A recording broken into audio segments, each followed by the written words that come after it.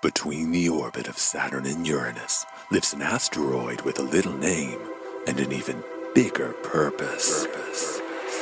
Before you can move beyond the limitations of your current 3D reality and enter the age of Aquarius, you must cross the Rainbow Bridge, become your own shaman, and heal yourself. You hold the key to the 5th dimension, and you are the medicine. This is the Chronicles of Chyron. Hello, star people. Thank you for joining me today on Chronicles of Chyron. I'm your host, Chrystopher Kyng. I'm a Chyronic Healer, 5D Astrologer, Ascension Guide, and Medicine Alchemist. And in this space, we dive deep into all things Ascension, Awakening, Astrology, Plant Medicine, Extra Dimensionals, and of course, healing. Chyron is an asteroid named after the mythological centaur known as the Wounded Healer in traditional astrology, but in 5D astrology, he is the healer, the shaman, and the rainbow bridge. And as a living embodiment of Chyron, I'm here to help you in bridging the gap between dimensions, tapping out of the false matrix, and into your highest, most divine self. And today we're going to talk about all things astrology, but not the astrology that you're used to. Some of you may be coming to this podcast and astrology is new altogether. That's okay. You don't need to know anything about previous forms of astrology to understand the astrology we're going to understand and operate within today. But it's very important that you have a general understanding of at least the 12 signs and the houses and planets, just generally, so you can kind of grasp what we're going to be going into today, because it's very deep, very complex. If any of you have even tried to look into human design or astrology or these calculating modalities and ways of analyzing and perspectives of viewing life from these sciences, really, or art forms, it's very complex.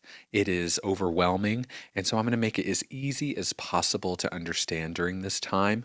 But today I'm going to ask you to leave behind everything you thought you knew about creation. Leave behind everything that you believed about astrology and the reality that you're living in up to this point. Because as an embodiment of Chyron, it's my job to be the gatekeeper, to hold the door open, and to usher people into this new Aquarian age or this 5th dimension, this unity consciousness that we all keep talking about.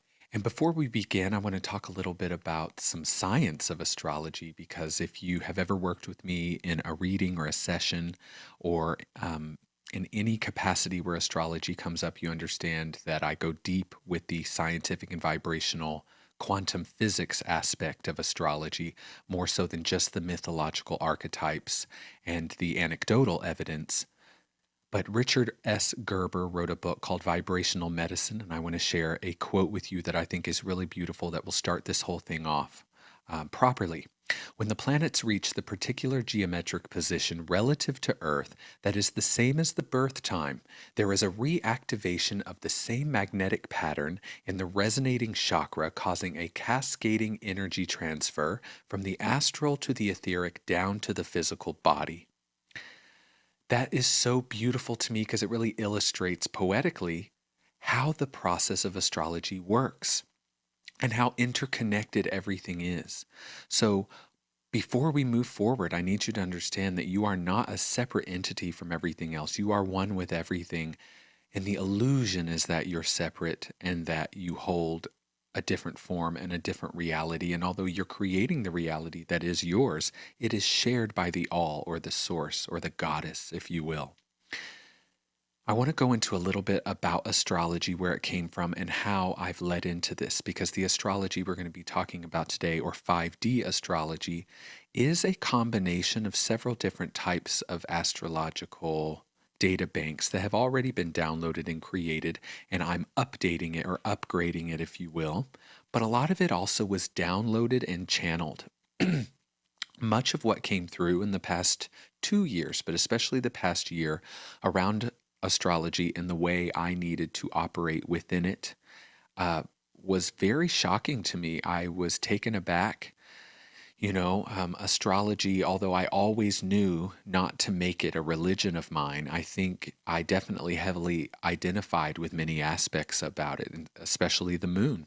There were things that I heard about the moon years ago that I refused, I wouldn't let in. I didn't even allow it as a possibility. And allowing things as possible has been a big theme for me in my life in the past 5 years since my Kundalini awakening. I hold everything as possible now, but I also don't attach a belief to it unless I've had my own experience of it or I've seen it myself. So, or I've gotten it from spirit. Much of what I receive from spirit, I believe, I trust in it. That's part of my growth and my embodiment as a psychic healer and shamanic practitioner is I do receive and believe. That's the formula. So when it comes to astrology, there's many different forms of it. And when we go back in time, astrology as we know it was all downloaded, channeled, created, taught, whatever you want to call that, brought into existence after the great cataclysm of 12,500 years ago. There are influences like the archetypes, the 12 zodiacal archetypes and signs. They have been around since the beginning of time. They are universal archetypes that transcend this reality and this space-time continuum, for sure. But all the astrology that we know of today came about after the introduction of the moon, because the moon was not always in our orbit. And it also came about after the densification of our planet and the infiltration of other beings coming to this star system and taking over this planetary matrix and this solar system and creating a false matrix. So it took me a lot of time to integrate, and I'm still integrating information. I'm still receiving information daily, actually, on the progression of this, but I wanted to go ahead and give birth, if you will, to pieces of this as it's coming in, so people really have an idea of what 5D astrology is and where we're going, because during this time, I'm asking you to step out of the 12 sign paradigm and into a 13th energy, into the 13th house. We're going to travel together to the 13th house. And this truly is the astrology of ascension, or the ascension of astrology. It goes both ways, as above, so below. So the astrological energies that we currently deal with on the planet and the teachings and the shared information that we receive on social media usually comes in the form of personal astrology and is about our personality, our ego, about what we're wanting in this lifetime. It doesn't really factor in the soul, and the aspects of it that do factor in the soul are skewed and misunderstood, like the North and the South Node. We're going to talk about all kinds of things during this time, but I want to take us back a little bit to when I was 16 years old, when I first received my Parker's Complete Astrology book. And it's huge. It was from the 1970s. I still have it.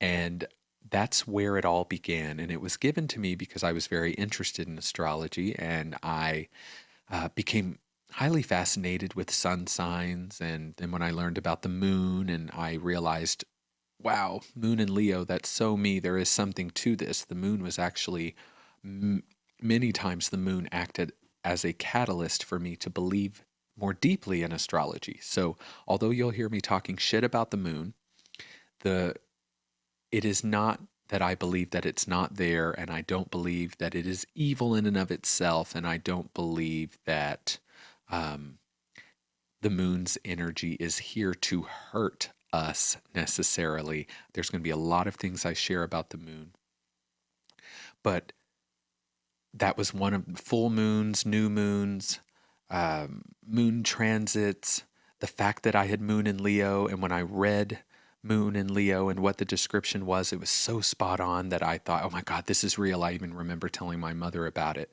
But at that point, I started to dive deep into traditional Western astrology, and there are different types of astrology. So astrology was really meant to map the celestial bodies and really get an idea or a snapshot of what's going on down here based on what's happening up there. It's the Hermetic principle and Kabbalistic principle of as above, so below. The microcosm reflecting the macrocosm, and the macrocosm reflecting the microcosm.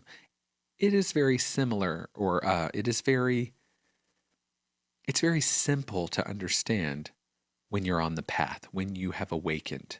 And that's what I want to share with you all as well, is as we move forward into this information, the kind of astrology we're working with now, as we ascend in this 5D astrology, takes into account that every single human being is at a different stage of their spiritual awakening and ascension process.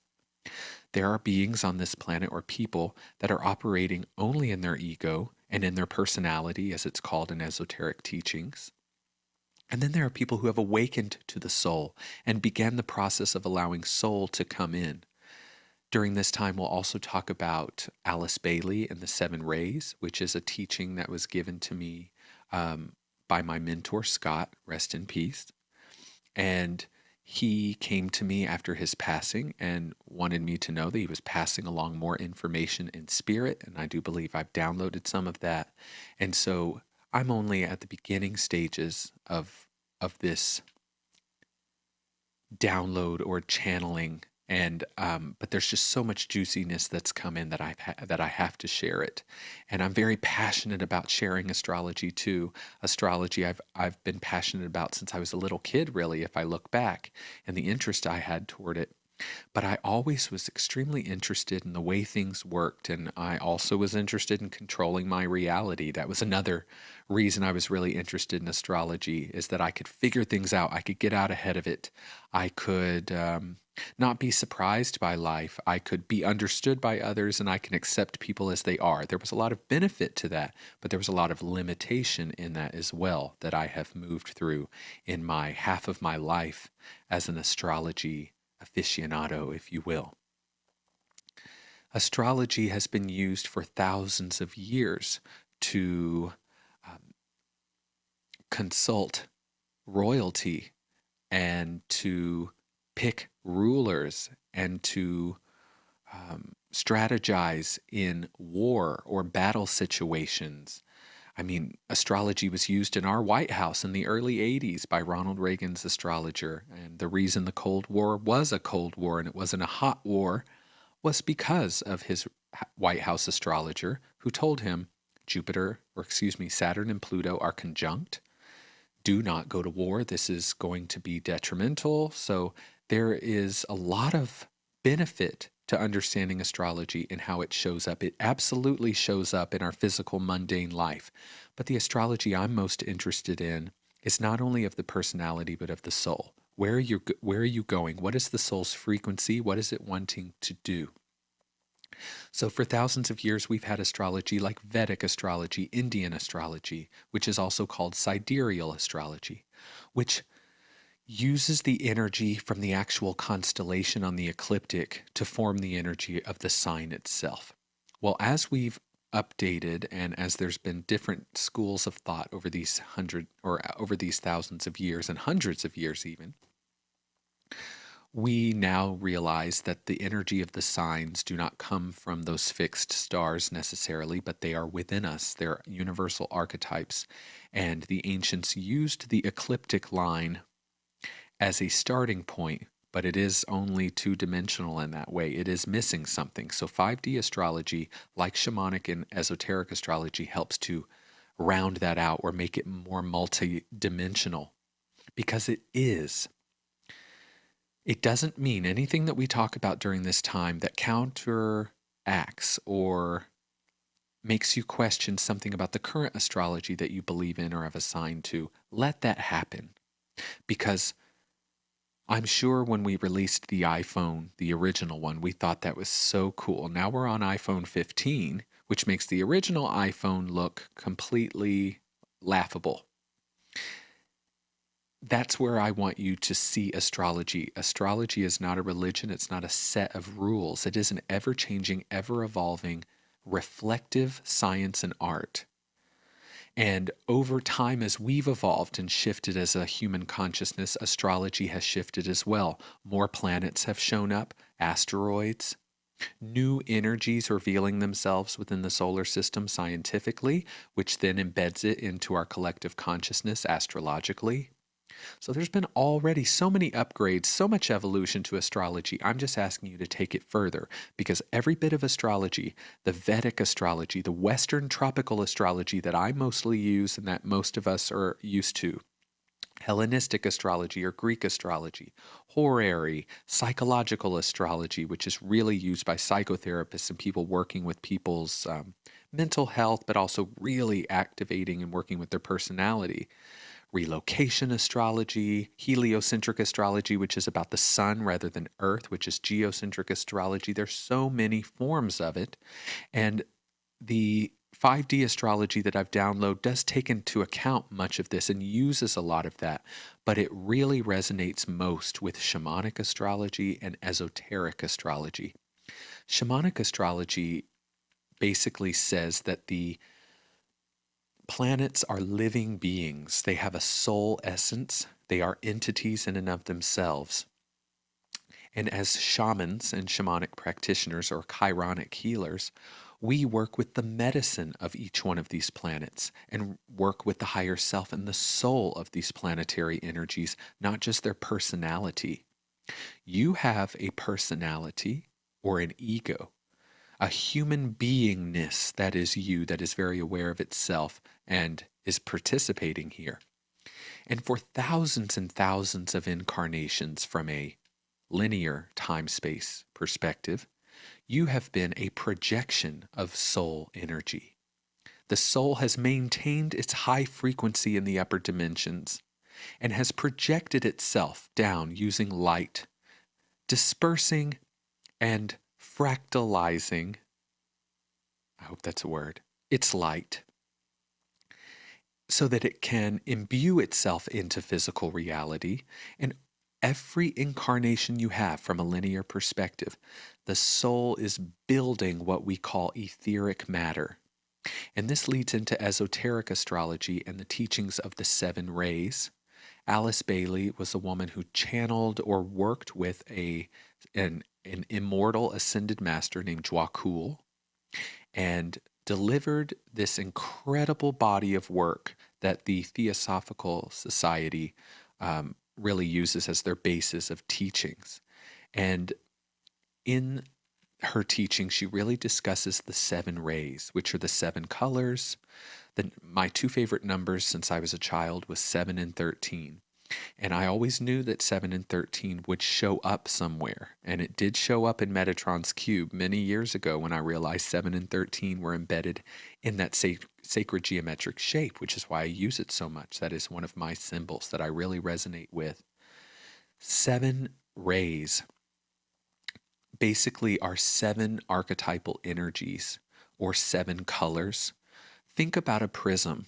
The one light, that one white light of crystalline source comes shooting through this prism, and from there is dispersed into 7 main archetypal colors or energies or archetypes. Like ray 1 is will and power, ray 2 is universal love and wisdom, ray 3 is information. And the first 3 rays are the primordial rays, and the other 4 are aspects of the first 3. It was pretty easy for me to understand, but this is very deep, esoteric, obscure information that I'm sharing with you. So please research this on your own and look more into it, because I can't go into everything today. But in that work, esoteric astrologers also believe that these planets have a soul essence and that they have, just like you do, a soul, a personality, and different levels of self. In the esoteric teachings of Alice Bailey, there is a monad, a logos, a soul, and then you have the personality or the dweller upon the threshold. And this would be not only you as you think you are, but it's split into 3 parts: the mental body, the emotional body, and the physical body. And your soul, your personality, your mental body, your physical body, and your emotional body are all resonating or riding the wave of one of those rays. For instance, my mental body is a ray 5, My emotional body is a ray 4, which I don't like to admit, but it is. And my physical body is ray 7. And I know this from working with my mentor Scott for many months around this. You can get a lot of information about your rays from your astrological chart, but also it's a feeling. There's an intuitive psychic sense of what they are as well. And it's very hard to understand or pinpoint which ray your soul is on. So regardless, every single planet, every single sign holds the energy or multiple of one of these rays. And it's just light interacting with more light. Think of it that way. And so just as you have all these different levels of self, so do these planets. And we work with the medicine of these planets, and we also work with their more mundane nature or physical nature, their personality nature. Like Venus has a personality nature that we all know very well, and it has a higher soul octave that we'll talk about. So in my astrology or 5D astrology, not only are the signs pretty much the same, but their anthropomorphized representations are different. Like Aries is the dragon, for instance. And it still holds that same energy, especially from a personality perspective. Very similar. But from a soul perspective, Aries does have a higher octave. It has its highest expression. And when it comes to working with these energies as entities, we can call on them in meditations and in our ceremonies and into our healing work. We work with them as deities. In esoteric astrology and 5D astrology, the planets in our solar system are actually chakras that make up the entire solar system's body. And this solar system is a chakra inside of a larger energetic being that is connected by several different star systems. This galaxy is its own being, and you can think of the sun as the great galactic center in the center of our galaxy, and it just keeps going on and on and on and on and on. So as I was moving through life and I had my awakening and I decided, well, I want to start my own business. I want to become a practitioner. I want to step into my psychic medium gifts. I love astrology. Why am I not charging people to do what I've been doing for all these years, giving people free readings? What am I doing? So I started to give astrological readings.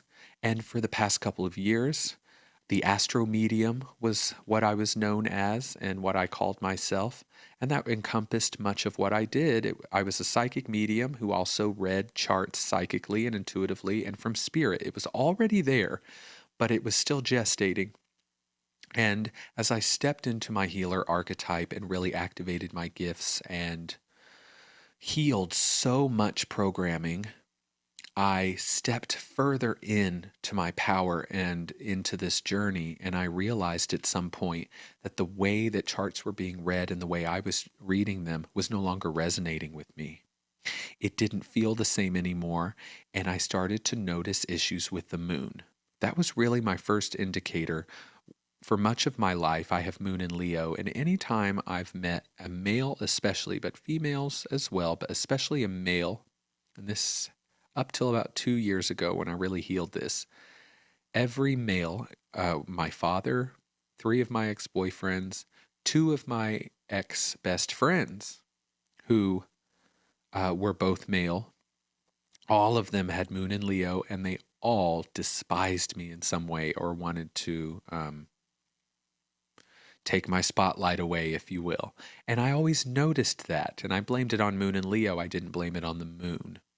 And then I started to realize it in other ways because I started to write a book about the moon in Capricorn and the moon in Scorpio, because I noticed that every single person I met with moon in Capricorn had issues with their physical mother or the mother figure in their life, and mother figures, older women. And I started to notice a pattern there, and I started to become invested. I also noticed that any time since I was a child, but especially in my teen years when I started working, I started to notice the way I felt on full moons and new moons, especially full. And I would even tell my mother, why every time there's a full moon, I have a bad day or I have a big emotional experience. And she's like, I don't know. I think it's a coincidence. And I quickly understood that something was happening there, but I just thought it was part of it. I thought I was so connected to the moon that when the moon and the sun are opposite, it creates a tug of war in me, causing anxiety, restlessness, hyperreactivity, nervousness, tension, feeling very impulsive, reactive. All of those things which seemingly do not feel good and are negative, I accepted as a beautiful spiritual experience. And I also accepted it because it made me believe in astrology more. It was just like, something's actually happening here. Now I know what's happening. And there will be other episodes on the moon matrix and Saturn and the moon, and we'll talk about that more.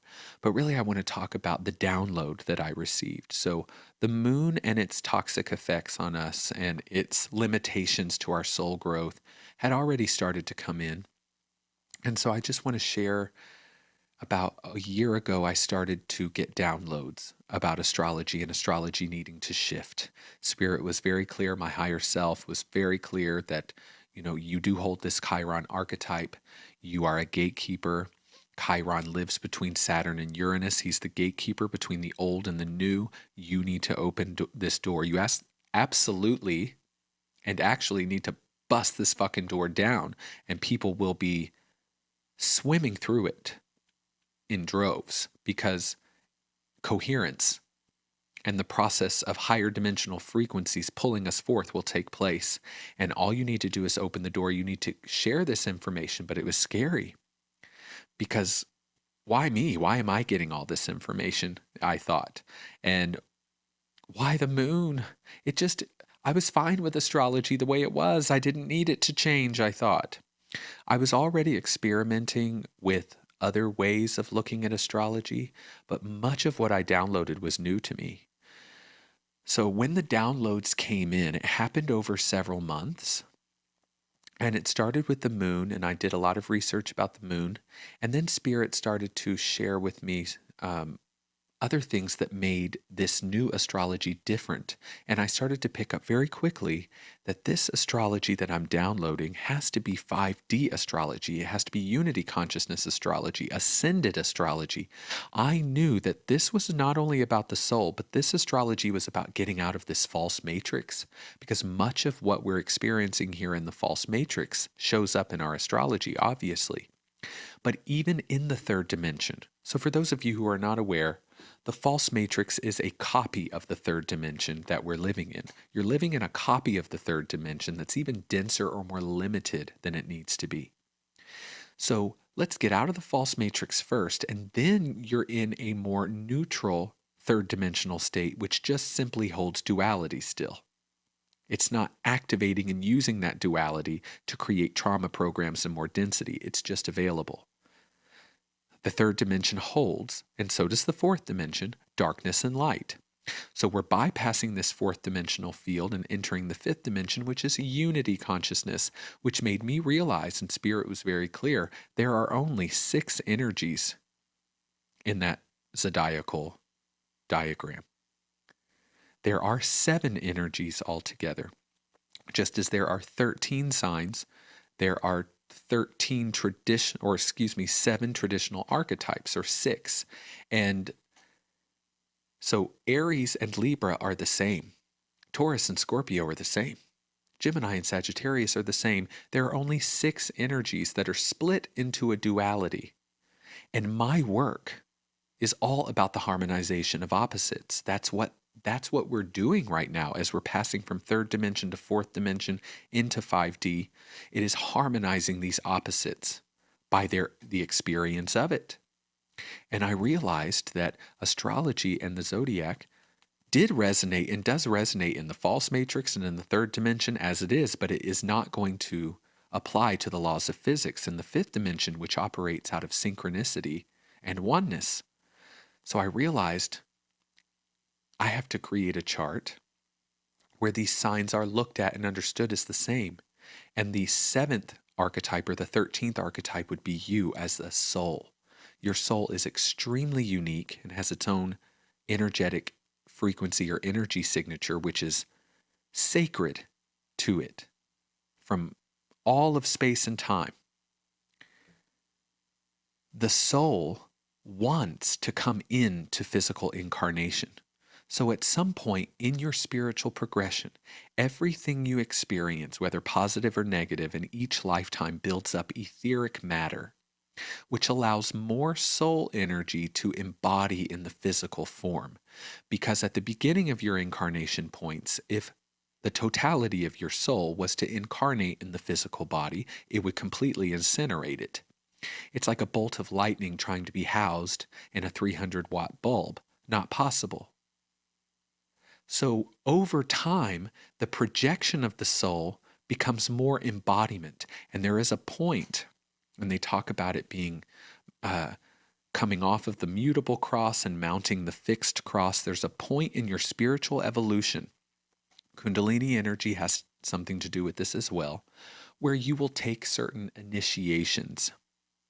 And these initiations will move you from ego and personality focused perspectives and experiences toward soul-oriented experiences and perspective.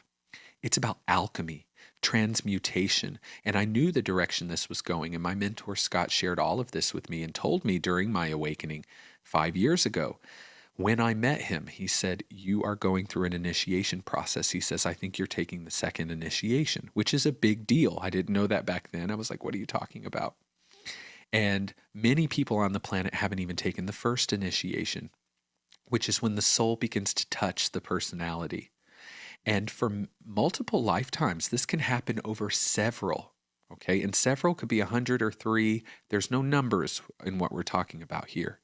But once the soul begins to touch the personality or decides, I'm going to start to take over here, I've let the human or the physical incarnation egoic structure drive the show here, and I was the energy that was imbuing and along for the ride. Now I'm going to take over here, the soul says, because I'm building up enough etheric matter in my energy fields and my causal bodies to hold me in physical form when that's time fully, to be fully enlightened. The soul begins to battle, or I should say the ego or the personality begins to battle the higher self and the soul.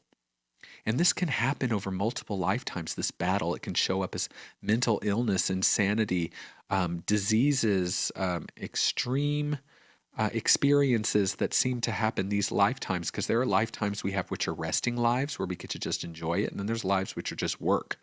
So many of you have done multiple lifetimes of work as your soul has tried to integrate into physical form and your personality has fought it. And at some point the personality loses or surrenders, and the soul begins to take up form or take up energy in physical form, which is the second initiation. So there are hundreds of thousands, if not millions, of people on this planet who haven't even taken the first initiation. So they're still completely operating from ego separation and the personality, as we call it. So I knew the direction that all of this was going in, and I knew that it was all adding up to something. And one of the other main differences in the astrology that I've downloaded, besides the moon, is the Earth or Gaia sign. So what Spirit showed me many, many, many months ago, I can't even remember when it was because it showed up at many times, was that the sun represents our higher self or our central collective self in this solar system. The ants are connected to the sun, Jupiter's connected to the sun, you're connected to the sun. It's our collective higher self, if you will. It's the light within you, the light of the soul within you, represented in physical form. Spirit showed me that, yes, we want to look to where the sun is from the perspective of where you were born on planet Earth, or Gaia, as I call it. But also, what about from the perspective of your higher self? What about where the Earth was from the sun's perspective when you were born. And I thought, well, it has to be opposite then. Because if my sun sign is 23 degrees of Gemini, my Gaia sign has to be 23 degrees of Sagittarius. And at the time, I had never heard of heliocentric astrology, which is an astrology that's already being taught, it already exists, that talks about the astrological chart from the heliocentric, or the perspective of the sun, rather than geocentric, which is the perspective of the earth, and in relationship to where planets are. And so I realized, okay, I'm onto something. Spirit's always correct, but my translation of it, I have not always trusted, especially when it comes to big energies like this. That's, taking astrology and saying, you're onto something, but you're not quite right here. I have the answer, or I've downloaded the answer. That was weird for me. Okay. This is something that I felt was bigger than myself. How could I possibly contribute to it in this way? Well, I realized, of course, it's part of my purpose. What was I thinking? So I realized, the moon, people say, what's your rising sun and moon? Well, I also want to include the earth in that. There are really 4 things happening there, not just 3. So you have your rising sign, your sun, but in my experience, what I've really noticed in people's charts is that their moon is their greatest liability. In esoteric astrology, they consider the moon to be the prison of the soul, and it rules the subconscious mind. And the subconscious is very dangerous because you're not aware of it, and it operates outside of your free will, if you will. And the moon represents instincts, past patterns, loops that keep emotional holding patterns, reactive points. What that does is it keeps you in a past state. It keeps you in a looping pattern and trauma programs. And they know this. That was the purpose of the introduction of the moon into that specific point in our orbit. Why do you think the moon turns our year into 13 parts? They knew the sacredness of that number, 13. And so placing the moon at that point in our orbit, where it would divide our year up into 13 parts, meant that it usurped that frequency plane, or that radio station there, and began to emit a frequency that counteracted the frequency that we were receiving from the sun. The sun and the earth in your chart should act as the rising and the descending sign. My ascendant is 25 degrees of Cancer. My descendant is 25 degrees of Capricorn, always will be. Same in your 5D astrology chart with the sun and the earth. My sun is 23 of Gemini, my earth is 23 of, or my Gaia is 23 of Sagittarius. And in esoteric astrology, the earth rules Sagittarius, or its highest octave is in Sagittarius. Its soul, or esoteric rulership, is Sagittarius, where its exoteric ruler would be Cancer. Because most people assign the moon to the sign Cancer. Well, I want to give you another option, if you will. The moon was introduced into our orbit 12,500 years ago, and even if that date wasn't correct, it was not here always. There are many ancient civilizations that talk about the time before the moon, or the arrival of the moon. This changed our reality and our perception that we're in, because when you not only have we proven this scientifically, but when you affect on an astrological level the subconscious mind, and you create a divide between the earth self and the higher self using this program, this little satellite that keeps moving around, you create an interference between, or a disconnection between the human self, or the lower self, and the higher self. And it was done that way on purpose. So when you look in the 5D astrological chart, I want you to see your moon as a program that's running within you.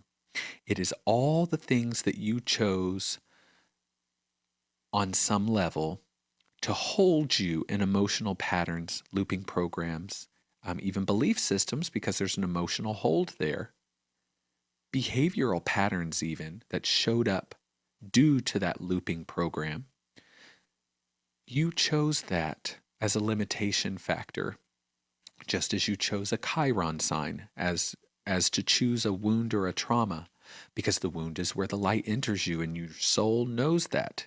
It's using a wound as an opening for spiritual progression, just as it's using the moon to anchor itself into this dimensional frequency, which is very dense and it wants to get out of, so it can climb its way back to itself. Your Gaia sign is your inner child. It's your inner nature. It's how you feel deep within. It's what you feel like when you're at home, when you feel at home. That's why Gaia rules Cancer, and the earth is the mother Earth. Where did this mother moon thing come from? Okay, so we're going to take the energy back from the moon, give it to Gaia, where we are. It's our home. Okay, Cancer's a water sign. Well, this is a water planet. It's the only one at this time in our solar system. There's a lot of connections between the Earth or Gaia and Cancer, where it does not have to be assigned to the moon.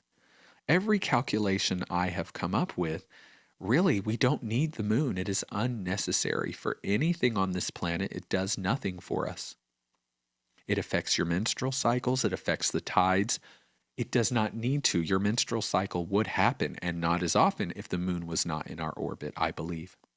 Another aspect of 5D astrology that really makes it stand out is obviously Chiron and the asteroids. So in the 5D astrology chart, Chiron is one of the top energies we look at, because we're looking at what kind of opening did you make for your soul to ascend and transmute.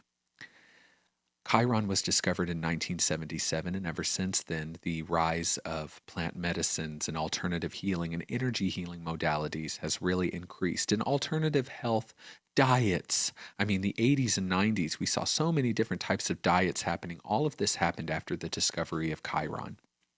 Just like the discovery of Pluto in the 1930s gave way to the use of nuclear weapons and weapons of mass destruction for the first time. And Pluto, of course, is about power, control, and destruction, and rebirth and transformation, Scorpio energy. So everything is being reflected there. And you have these different asteroids as well that are affecting more finer parts of your frequency. But no matter what we're dealing with here, all of this astrology could be used to affect or work with your personality, or it can be used to affect and work with your soul's energy. We want both. So a part of this chart is mastering your moon. You have to start at the source of the infection and work your way out. You have to see what the soul is being imprisoned within. The moon is usually the enemy of the soul because it keeps you and your ego and your density levels looping in the same program, which keeps the soul and its fine, subtle messages that it's sending. It's very high frequency, not always a slap in the face types of messages that are coming through that cannot be heard because of these programs that are running within you. And Chiron really acts as a gatekeeper in your own chart too, to get you to your future timelines. You have to, before you can get from old to new, you have to heal yourself. You have to transmute that energy. It's very simple. So Chiron really represents your choice in the matter between, are we going to stay personality or are we going to choose the soul? There's a alchemical transmutational energy there. Also in the 5D astrology chart, there is not only one more sign and house than traditional astrology, there's another planet. So in esoteric astrology, it is believed that there is a planet between Mercury and the Sun called Vulcan. And as I tuned to this, Scott shared this with me many years ago, and he told me that Vulcan was being veiled and that you can't see Vulcan now. Vulcan is an etheric planet, which means that it exists physically in the etheric and causal plane, but we cannot see it with our physical eyes in our visible light spectrum and perceive of it now. And it is believed that Pluto and Neptune and Uranus were also like this at some point, and so we did not perceive of them thousands of years ago, whether there were telescopes or not. There's a lot of controversy around that, but as I tune to the energy of Vulcan, I can feel it. And Vulcan in its highest octave rules the sign Taurus. And it's very interesting. The rulership of planets gets shifted in these new ways of understanding astrology, because you understand the soul aspect of each planet rather than just their personality. Just like the sign, you understand their higher octave rather than their more mundane lower octave or more dense expression. Vulcan is part of the sacred 13 energies that we're going to talk about. Vulcan is one of those planetary energies that I use in the chart to gain deeper understanding. And Vulcan's energy is not really activated in someone's chart until they've had the awakening. A lot of aspects of these signs and these planets are not available to us until we've taken the first initiation. This sounds really patriarchal and very corporate almost, but basically what that means is you're not going to be able to interface with the higher octave of these signs and these planets when you are still interfacing with lower dimensional frequencies and not having made an opening to that. It's just frequency. You can't hear what's on 99.7 FM if you're tuned to 96.5. It's very simple. Now, I also was always told that the number of creation is 12. And I thought, oh, well, that's interesting. That makes so much sense. 12 hours in a day, 12 months, 12 disciples, 12 zodiac signs. It made sense to me. And then one day I remember looking at Metatron's cube years ago, and I counted the circles in Metatron's cube. And I was like, wait, there's 13 spheres or circles in this Metatron's cube, not 12. What does that mean? And I thought, that's so cool. My favorite number is 13. And I remember making an album years ago, a music album that had 13 songs, and I chose 13 because I wanted that number. I liked that people were scared of it. It was an unlucky number, and that made it lucky to me. Well, it was much deeper than that, and I had no idea. And I remember researching the meaning of the number 13 when I was 20 years old, and one of the meanings for it was like, number 13 takes you beyond what is possible. It takes you beyond the mundane or the usual and takes you to a place you've never been before. It takes you to a step up, which is why people fear it. It is a very sacred number in that way, and it shows up very strongly in the Mayan calendar. And obviously there are 13 months in the year because we base it on the moon cycles. And so the number 13 truly is the number of creation, because 12 is still a binary code. And you need that third energy to create the triad, which takes you out of duality and into a multidimensional divine expression. And 13 does that. And I thought, well, there's already 13 signs in Vedic astrology. There's another sign that starts with an O that exists. I never pronounce it correctly. That exists on the ecliptic near Scorpio. That's not what I'm talking about. I realized there are 13 signs and 13 houses.